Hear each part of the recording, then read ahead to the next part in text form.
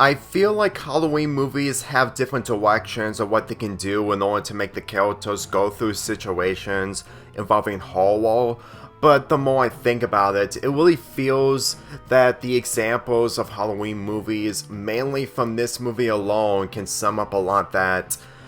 movies like Fred 2 Night of the Living Fred can instantly age a lot more differently, but at the same time, people just did not like Fred back then, and they only overlook the whole Fred character for being too popular back at the day, rather than the execution of the movie itself. Yes, I know that this movie isn't the best option for a Halloween movie, but the thing is, I don't think I'm gonna be planning on doing a Halloween movie mania for Halloween Mania next year, or pretty much any other year, because movies really drain me and it's a lot more difficult to get through them in comparison to episodes from shows. I didn't do the same thing with Christmas movies when it comes to my Christmas schedules in the past, which is why I ended up dropping it after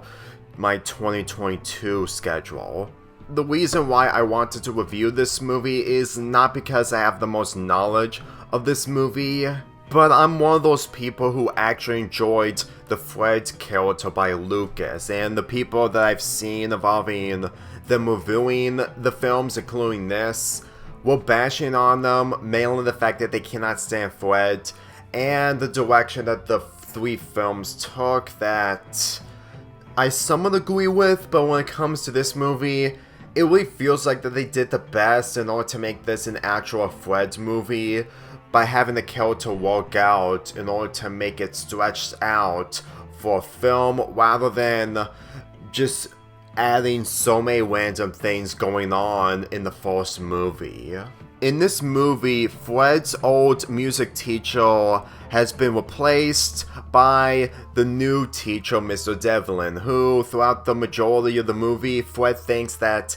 he's a vampire after getting more details. Mr. Devlin gets into a relationship with Fred's mother, which really adds the tension towards Fred's paranoia, or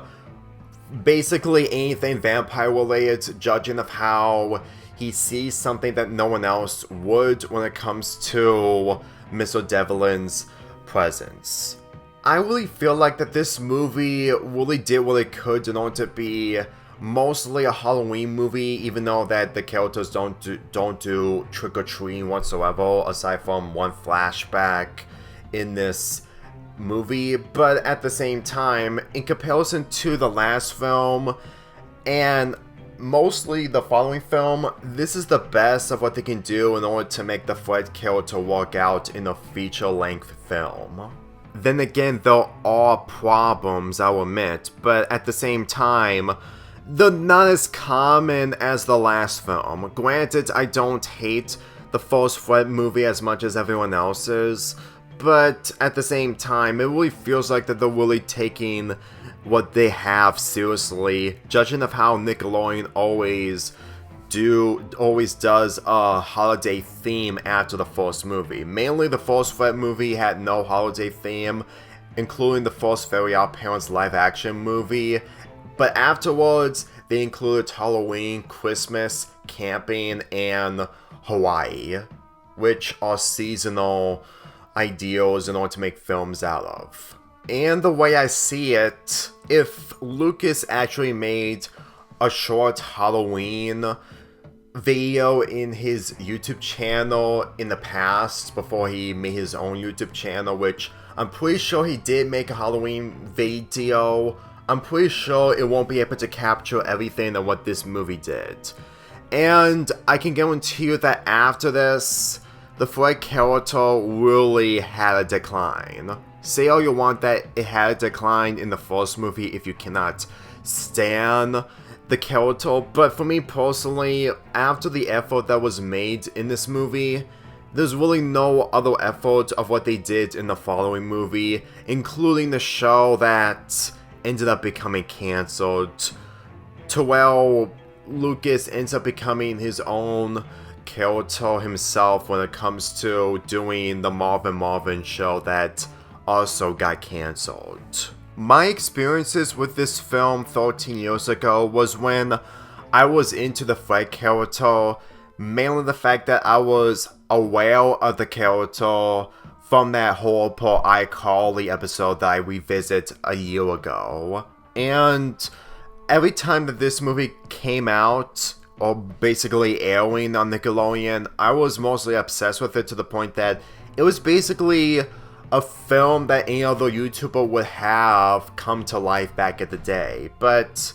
keep in mind, back in the day, well, the Fred character was slowly becoming a decline when it comes to Lucas being outgrown with the character by getting sick of it. It kind of sums up everything that this would have been a good finale for the character, even though it may not be the best finale for basically everyone, including the Fred fans. But let's go talk about the characters. In the last movie, while they introduced new characters in order to make the world building of Fred function in some other way, in this movie, when it comes to the new characters like Talia, who has a crush on Fred, it really feels like that they just wanted to add some tension when it comes to Talia being Kevin's brother, who is the enemy of Fred, which, for me personally, for how she contributes towards this in this film, when it comes to her being mostly aware of Fred's intentions, but also having second thoughts due to what Fred caused, I'm going to assume that they really wanted to have Fred deal with a love interest that isn't completely perfect like the love interest that he had in the last movie. Honestly, I think that the reason onto why Talia never appeared in the following film is mainly the fact that they wanted to have a Fred versus Kevin rivalry in the camps that they're in separately. Like, that's literally all I can think of, but judging of how they just wanted to increase the rivalry between the two, then I'm pretty sure that the romance involving Fred just isn't really a thing whatsoever when it comes to the direction that the character is given when it came to the first film and this film, and I'm pretty sure by the third film, romance just isn't really a thing that the Fred character would need. When it comes to Fred's mother, this is literally the only time that she gets to shine when it comes to her life changing around, even though that she isn't the type of mother that would really support Fred in any other way. Since that it's been implied that her husband left her, which is why that she had to do most of the responsibility of taking care of Fred. And when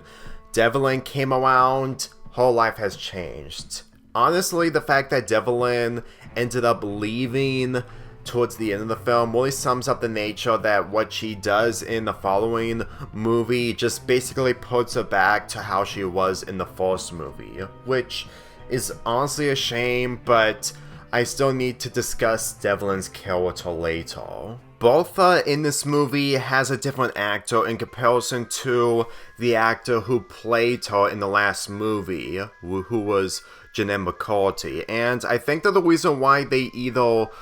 did this change for the sake of making Bertha a little nicer, but at the same time, I really feel like that they only did this for the sake of having the actor who played Trina Vega from Victorious more recognition, considering that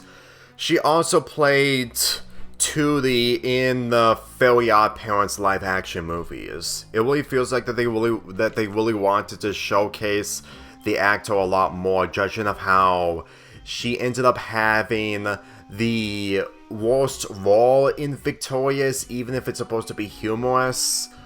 or mainly the fact that the people behind the show just didn't know what to do with Trina's character, even though that she's also talented at martial arts. Just because she can't sing doesn't automatically mean that she is untalented. The elements of what this actor performed in these movies is mostly better when it comes to her emotions. Like,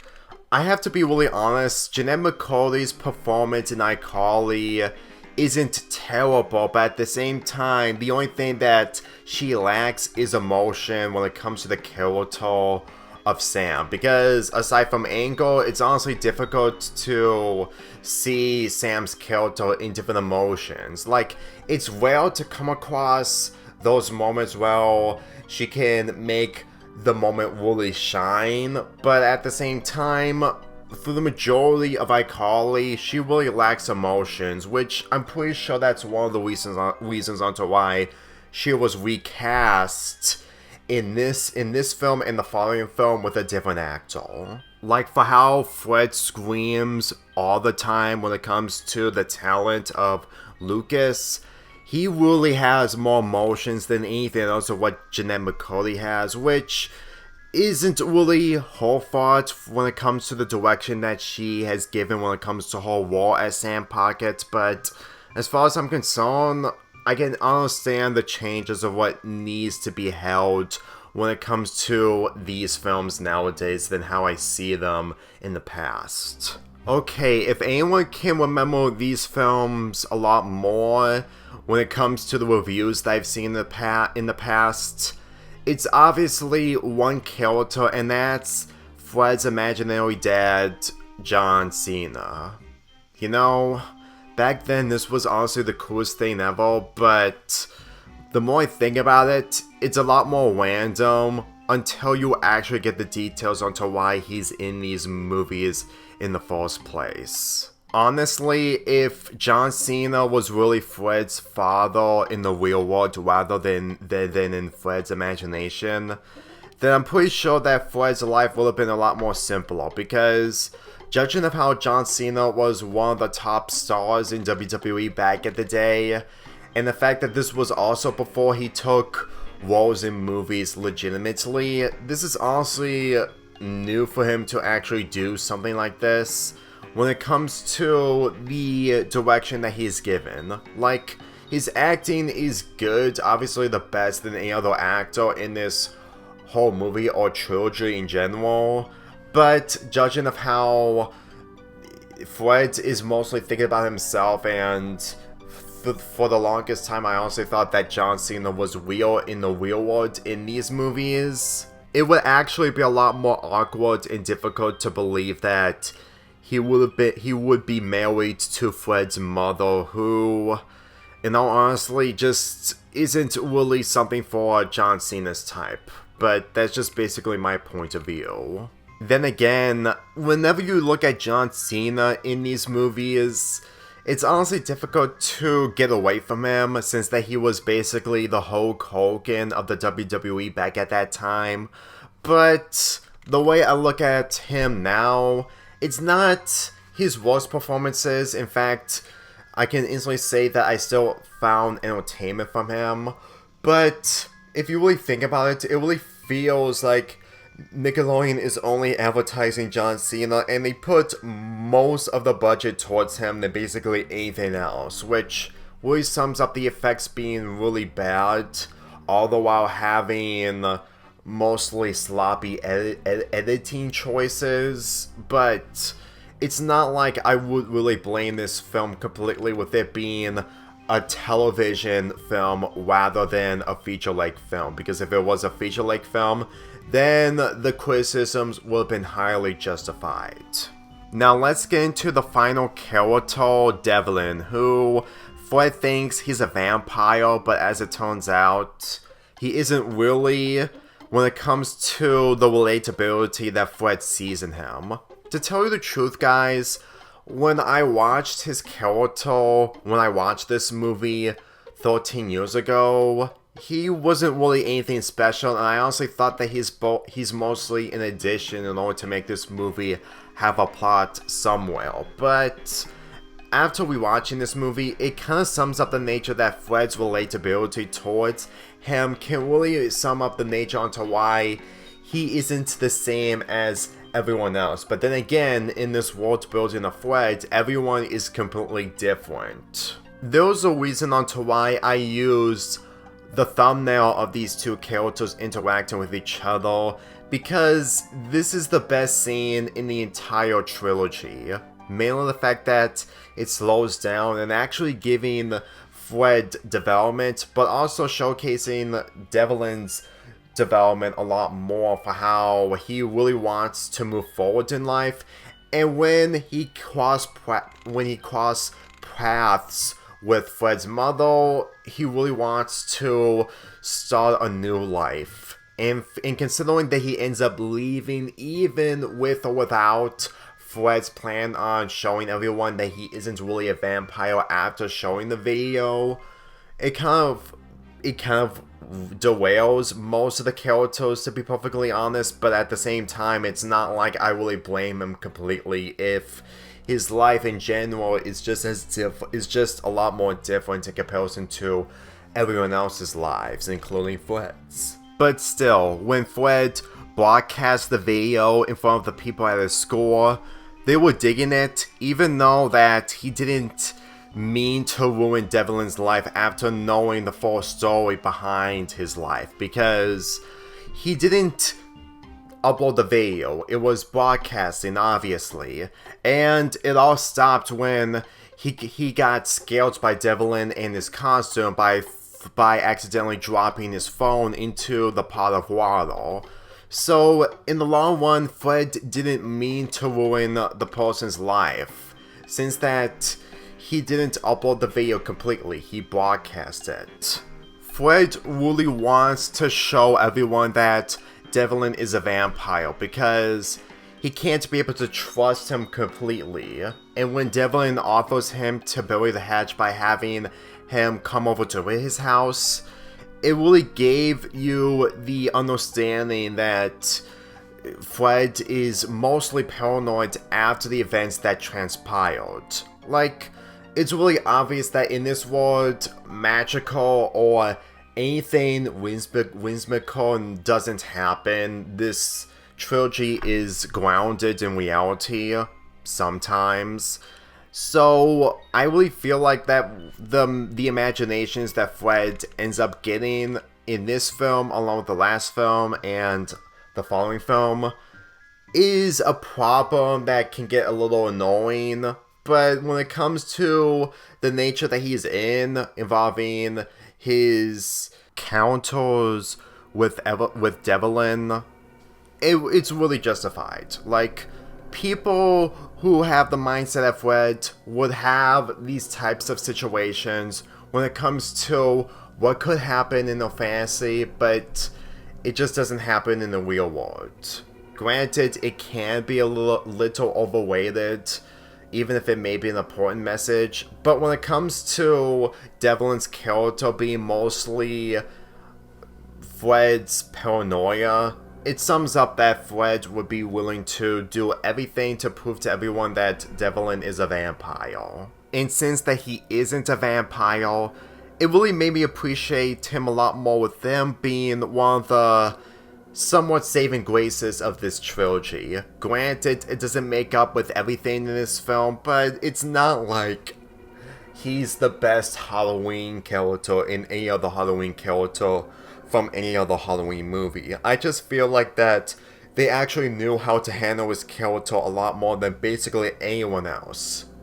And even though that Fred's character did improve when it comes to the talk they had with him, it's not like that it's going to change people's opinions towards him, judging of how they still can't stand Fred no matter what, which is a shame, but understandable. I guess the only thing that's left mentioning in this is obviously the somewhat climax,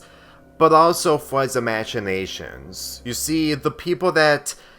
they have against towards these films is the imaginations that Fred has when it comes to the reality that he has to face, but at the same time his fantasy gets the better of him. And through the majority of this trilogy, it just gets a little overweighted to the point that it just gets a lot more irritating, which, for myself included, I just feel like that the fantasy versus reality thing can instantly be a lot more frustrating, but at times This is honestly done in a way that is somewhat comedic, but mainly from this film. If you can't tell, they did a Fred fantasy of him teaming up with John Cena to face off Devlin and Kevin in a WWE tag team match. Back then, this was the coolest thing ever since I was a diehard WWE fan back in the day. And looking at it now, this really sums up that WWE was really trying to cater a kid's demographic rather than what they used to be. Granted, nowadays, they're a lot more better and they don't focus on kid demographics anymore, but if you really think about it, this is honestly a one-of-a-kind for people to actually see a WWE match in a show, because I'm pretty sure there was no other way for WWE to do something like that when they were at the PG era time. Don't get me wrong, the match is poorly executed with 3 out of the 4 people unable to wrestle, and it goes a little too short than necessary, but it's not like it's the worst thing to ever happen. I mean, granted, people who are ex-WWE fans are mostly Ruthless Aggression era fans who prefer what WWE used to be, and as much as I understand where they're coming from, I just feel like that what they did in this just isn't really the worst thing that WWE did. Believe me, what happens in the WWE is a different story than how they do it when it comes to doing stuff like this on children television. As for the other Fred imaginations in this, it's mostly a mixed bag. Like, it may be the comedy that is supposed to be its own thing, but at the same time, when it comes to the imagination that Fred had when it comes to defending everyone from Devlin and the students, mainly Kevin involved, it really feels they're really trying a little too hard, and for the longest time, I usually side the reviewers who can't be able to stand Fred's imaginations, but it really gave me the impression that they're trying way too hard to have Fred being himself by being alone most of the time, which kind of works in this in comparison to the last film. But I honestly don't know what the different direction would have been if they never given Fred the imaginations in his head. But I will say that the climax when it comes to Fred trying to have Devlin not be a vampire and try to make a fool out of himself, mainly Fred, in front of his friends in order to prove that the video that he made wasn't really true at all, especially since that he deleted it. It's honestly the only solution for him to actually get back the life that he used to have. Like, granted, the life that Devlin had really improved everyone else's character, including Fred, and even though that he may have left, it's not like that Fred really destroyed his character when it came to the video that he made, since that he wasn't doing it for selfish reasons. It's just mainly spreading awareness. Fred took Tanya, who is Kevin's sister, in order to make Kevin think that Devlin stole his sister. So this is also the closest we're ever going to see Kevin actually have some development by being a supportive brother towards his sister. But at the end of the day, judging of what happens in the following film, it really feels like that him going back at square one is literally the only way to make this whole camp versus camp thing work in Camp Fred. I mean, I just feel like that every time I look at this back then, it was exciting and the people who reviewed this movie actually found it cool, but nowadays it really makes a lot more sense if you look into the characters a lot more. Granted, this isn't peak character development, but this franchise has been bashed way too much to the point that looking at this on its own without thinking of what people think is honestly the best thing to do. With that being said, there's really nothing else I can say about this film in general.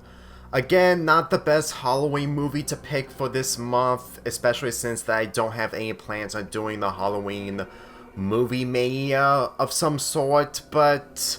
this is honestly the most knowledge I have when it comes to a Halloween movie, and the closest I'm ever going to sit through a Halloween movie, unlike the Christmas movies in the past. I didn't talk about everything in this film, mainly the Twilight reference, but I don't hate the Twilight franchise, but I'm not into it, and I don't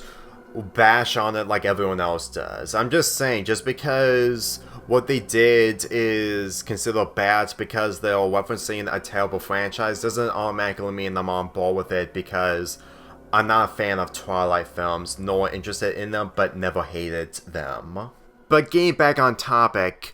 this movie itself isn't the worst thing ever, even if it may not be the best thing ever. It's just mainly a Nickelodeon movie that's being its own thing, and to tell you the truth, it's honestly one of the better Nickelodeon films in the 2010s. Even if people may disagree with me, it's not like that nowadays the Nickelodeon films, when it comes to live action, can easily top of what they did in the past. I'm just saying, for how they put some kind of passion into this film in comparison to the last film, it really feels like that they actually took it a lot more seriously than the last movie. And when it comes to the following movie, well, they released it less than a year after this. It kind of sums up that they really wanted to cash in on the Fred character, but apparently the third movie really didn't do much of justice, judging of how they pretty much rushed it. Trust me when I say this, when I witness John Cena wearing his green uniform since he debuted at WrestleMania 28, and this was around the time where they were making the film in such a short amount of time, that's really a bad sign. I'm pretty sure that there was a lot of time being put to made into this in comparison to the following film. I wouldn't recommend this for anyone. Obviously, they have better choices for Halloween movies, but at the same time, even if this is the least best choice, it's, for my opinion, not the worst choice. Like, I can say that the first and following film are worst choices if I'm ever going to talk about them in the future, but when it comes to this film, if you're mostly curious when it comes to movies that don't try hard since that they're not theatrical films, then at least give this movie one watch and come up with your own conclusion of what you feel, because after watching this movie, it really feels a lot more better than how it was in the past, despite with a few problems here and there. I might talk about onto why I'm not going to tackle any Halloween movies that are way better than this movie in my Lonely Vibes Fade video at the end of this month, but at the same time, this is basically what you're gonna get, and it's basically what I have in order to make a Halloween movie review out of. I'm giving Fred 2 Night of the Living Fred a 6.5 out of 10.